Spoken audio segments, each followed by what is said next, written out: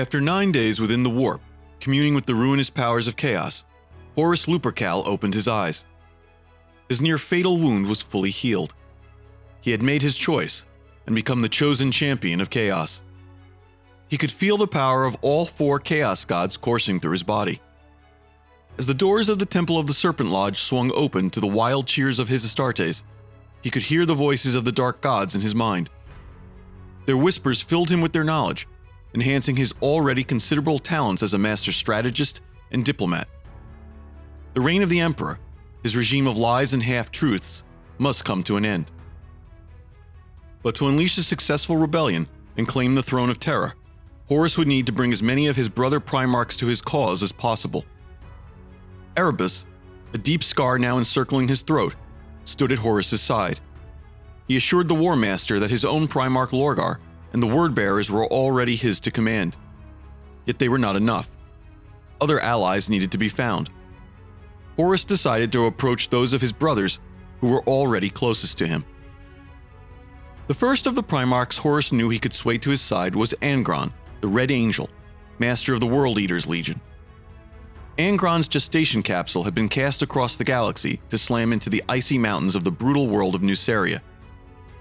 From the start, Angron's journey was marked by violence.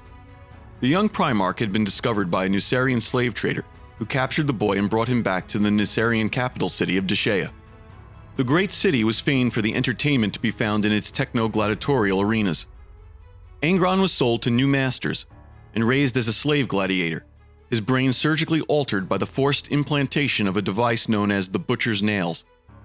This cybernetic technology was intended to dramatically increase its recipient's aggression in combat, though at the cost of outbursts of psychotic rage. It was not long before the rapidly maturing Primarch became a favorite of the arena crowds, amassing an undefeated record. Though Angron always enjoyed the combat in the arena, he was no one's slave. He tried to lead his fellow gladiators in revolt, only to have each attempt cast down by Desh'ea's merciless masters. Finally, after years of arena battles, the Lord of the Red Sands succeeded in leading a small group of gladiators in a successful rebellion. They escaped the arena's confines and butchered their way through the crowd. The ragtag army of rebel slaves fled into the rugged mountains of Nuceria, where they lived for several years. The city sent multiple legions to destroy Angron and his people, but none were able to defeat the Primarch, and all were slaughtered. But even Angron's luck ultimately ran out. His fate seemed sealed when 7 well-equipped armies finally succeeded in surrounding his starving forces. But just as the final battle was about to begin, the Imperial fleet of the Emperor of Mankind arrived in orbit. The Emperor teleported directly to Angron's position, accompanied by his custodians. The Master of Mankind made his true identity known to his beleaguered son. He promised Angron command of a legion of warriors made in his own image, and multiple lifetimes to perfect the arts of war. All he had to do was leave Nuceria behind. To the Emperor's surprise, Angron refused the offer. The Red Angel wanted only one thing: to die fighting his hated oppressors alongside the men and women he considered his brothers and sisters, his true family. With great reluctance, the Emperor teleported back to his flagship. But as the final combat began, Angron vanished from among his comrades in a swirl of light. The Emperor, unwilling to lose a Primarch to what he viewed as senseless waste, had teleported Angron up to the fleet against his will. The Red Angel could only watch in horror as his band of gladiators was quickly slaughtered to the last warrior. Though he would go on to serve the Imperium, Angron never forgave the Emperor for forcing him to live.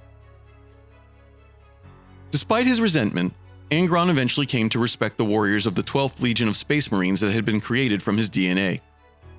Once known as the Warhounds, he renamed them the World Eaters and required every Astartes to undergo the same psychosurgery he had endured. Each was implanted with a cruder version of the Butcher's Nails, dramatically enhancing their effectiveness in combat. However, it also increased the World Eaters' bloodlust and led to multiple incidents of mass civilian casualties during the Great Crusade. Some among the other Primarchs began to complain about the World Eaters. Many no longer wished to serve alongside them, and word of their actions eventually reached Terra. Not long after Horus returned from Davin, the Emperor requested that he speak with Angron. He wanted the Warmaster to convince the Red Angel to stop implanting his Space Marines with the Butcher's Nails. But when Horus met his brother, he decided to use this golden opportunity to turn Angron to his cause. A master manipulator, Horus told Angron exactly what he longed to hear. He explained that the Emperor was a weakling who was devoid of all honor. Instead, the Imperium needed a new ruler, willing to do what it took to conquer a galaxy.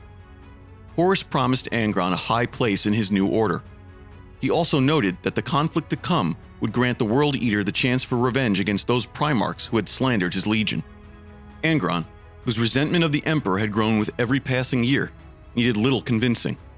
The Red Angel promised that when the time came, he and the World Eaters would stand with Horus.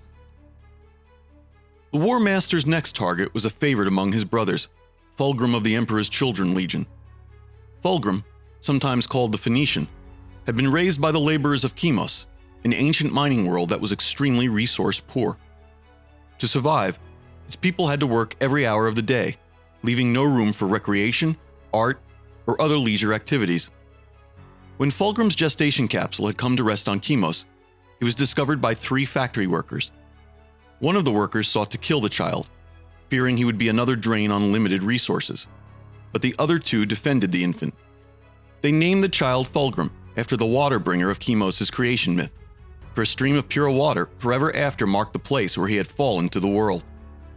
Fulgrim spent his early years as a humble worker in Calyx, one of the fortress factories that served as the primary settlements of Chemos. By the time he was 15, Fulgrim's extraordinary abilities had led him to become one of the executives who ruled Calyx. Under his leadership, teams of engineers reclaimed and repaired many of the world's most far-flung mining outposts. Fulgrim also designed and supervised the construction of more productive and efficient machinery. This ultimately allowed Chemos' people to produce a surplus of resources for the first time in years. Fulgrim fostered the re-emergence of art and culture, determined to restore all the aspects of human life that the people of Chemos had sacrificed. The other settlements soon allied with Calyx, and within 50 years of his arrival, Fulgrim had become the ruler of all Chemos. It was not long after that the Emperor finally arrived at the isolated mining world. He came in a flight of dropships bearing the symbol of a 2-headed eagle. Upon hearing this, something stirred within Fulgrim, and he ordered his people to stand down and escort the visitors into Calyx. In his quarters, Fulgrim faced the armored warriors from the stars. Their armor and weapons were finely made, and their banners and pennants were nothing less than works of art. Fulgrim recognized that the newcomers were not simply advanced, but truly civilized. They had preserved the culture that Fulgrim longed to restore to the society of Chemos. When the Emperor stepped forward and revealed himself, Fulgrim didn't hesitate. He knelt before the Master of Mankind and offered his sword, swearing to serve the Imperium and the return of civilization it represented with all his heart. He soon learned of Terra, the Great Crusade to reunite mankind's scattered worlds, and his own place in the Emperor's grand scheme. The 3rd Legion Fulgrim was given to command was a small one. This was because an accident had destroyed the majority of its gene seed when it was being transferred from Luna to Terra. Even worse, the reserves had been corrupted by a terrible viral infection. Without the Legion's Primarch, replacing it had proven a labor-intensive process. Fulgrim arrived at Terra to address the 200 Astartes that comprised his Legion soon after leaving Chemos. The Emperor found this first speech to them so moving that he renamed the 3rd Legion the Emperor's Children. Later, after they saved the Emperor's life from an assassination attempt, he would grant them, alone of all the Space Marine legions, the right to bear his personal sigil, the double-headed eagle, on their power armor. Fulgrim was soon driven by the notion that his legion must prove worthy of these incredible honors. He was determined that they become the embodiment of human perfection and the Emperor's vision for imperial culture. In truth, this obsession was also the result of a secret fear. Fulgrim believed that it was his own genetic imperfection that had allowed his legion's gene seed to be destroyed. This fanatical drive for perfection soon applied to everything the Emperor's children did, from military tactics to the embrace of various artistic activities off the battlefield, to the need of every Emperor's children Astartes to maintain a meticulous appearance.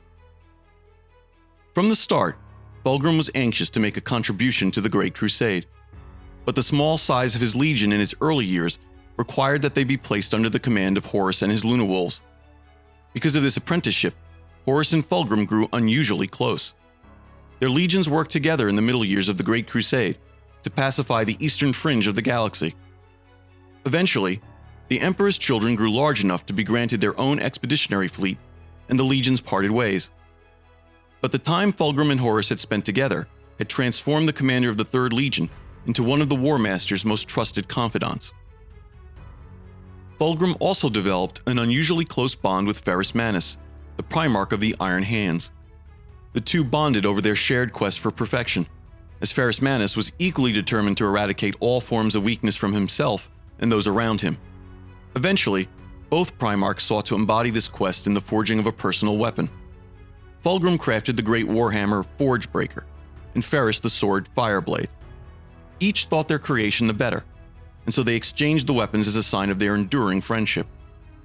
But Fulgrim's obsession with perfection had come to the attention of Slaanesh, the chaos god of excess, who sought to claim the Primarch of the Emperor's children as its own. Among the targets of the Third Legion in the late stages of the Great Crusade was the Xenos world of Leyren. It was a planet ruled by a serpentine alien race called the Lair that had given itself over to the service of Slaanesh. The campaign to cleanse the world required great effort, dedication, and sacrifice from the Emperor's children. At its conclusion, Fulgrim had acquired a new trophy, an alien sword taken from a Lair temple dedicated to the pleasure god. Known ever after as the Silver Blade of the Lair, the weapon was a potent and intelligent chaos artifact. Fulgrim chose to wield it more often than Fireblade, and it began to subtly exploit his insecurities to influence him toward the service of Slaanesh. It was in this dangerous spiritual state that Fulgrim met with Horus. The Warmaster revealed his plan to overthrow the Emperor and establish a new order. Fulgrim's deep respect for his brother allowed the temptations of chaos to further work their way into his heart.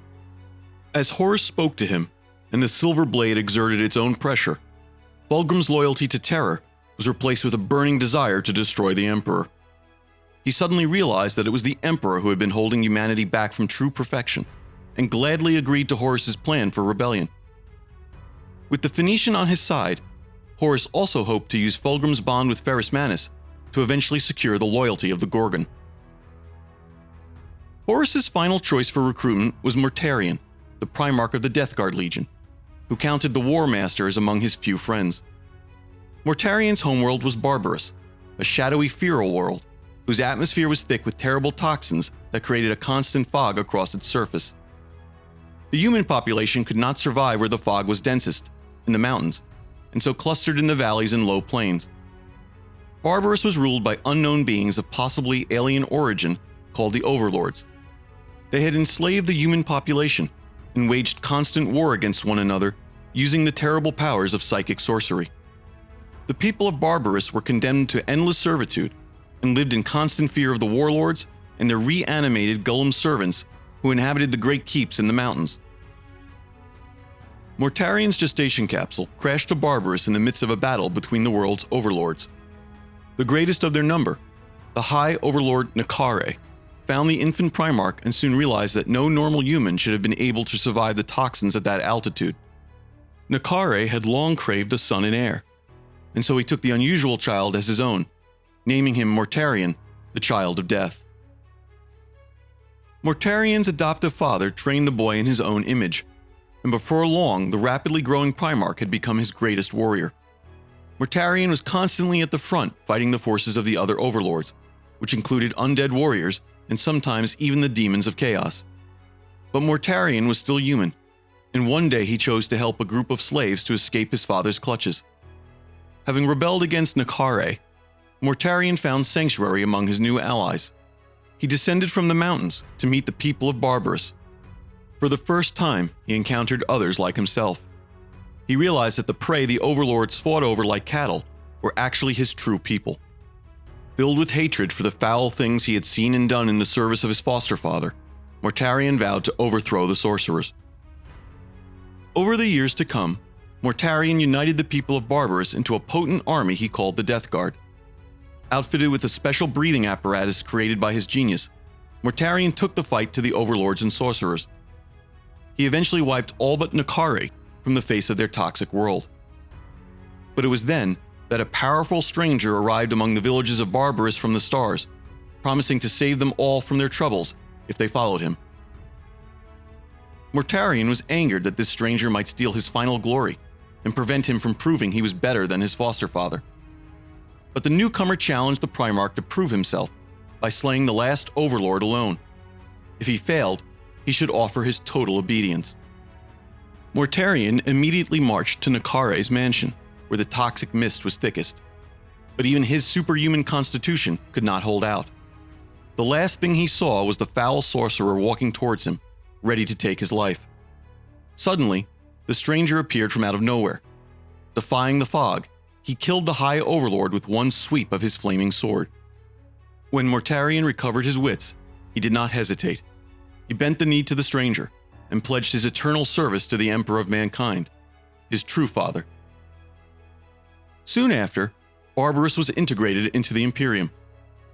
Mortarion became the master of the 14th Legion, the Dusk Raiders, which he renamed the Death Guard in honor of his people. Now known as the Death Lord, Mortarion and his legion gained a reputation for operating in highly toxic environments and making use of weapons so destructive that even other Space Marines feared their use. Yet in all that time, Mortarion only found friendship with two of his brother Primarchs, Horus and Conrad Kurz, the equally morose leader of the Night Lord's Legion. So close did Mortarion and the Warmaster become that Rabute Guilliman of the Ultramarines and Corvus Corax of the Raven Guard approached the Emperor with concerns about their pallid brother's loyalties. Their father waved them away with a gesture. After all, devotion to Horus was devotion to the Emperor. Despite their relationship, Horus knew that Mortarion's deep hatred of sorcery in the Warp after his life on Barbarous would make him difficult to sway to his cause. To make his case, Horus noted that Mortarion's hated adoptive father was a sorcerer who had wielded the psychic powers of the Warp to oppress humanity. Yet the Emperor, his true father, was no less of a psyker and had used the same powers to defeat Nuceria when Mortarion couldn't. Even worse, Horus revealed that the Emperor had used psychic power to create the Primarchs, the same energies the Overlords had used to summon living corpses and demons on Barbarous. Mortarion, contemptuous of all who sought to enslave others with sorcery, could not help but see the Emperor as just one more psychic tyrant seeking to dominate humanity. He ultimately agreed with Horus that the removal of the Emperor was as necessary for humanity's betterment as the death of Nuceria had been. Later, when Mortarion gained more exposure to the power of chaos, he learned that only his own latent psychic abilities offered any hope of truly destroying the entities of the Warp. This confirmed for him the rightness of Horus's cause. The Emperor's imperial truth was false. Only by learning the secrets of the Warp could its tyranny be truly thwarted. But the Death Lord swore to himself he would never become like the Overlords of Barbarous. He would never become everything he hated. With the turning of Angron, Fulgrim, and Mortarion, Horus congratulated himself on securing badly needed allies for his rebellion. But he was deeply worried about Magnus the Red, who had discovered on Davin's moon that he was planning to betray the Emperor.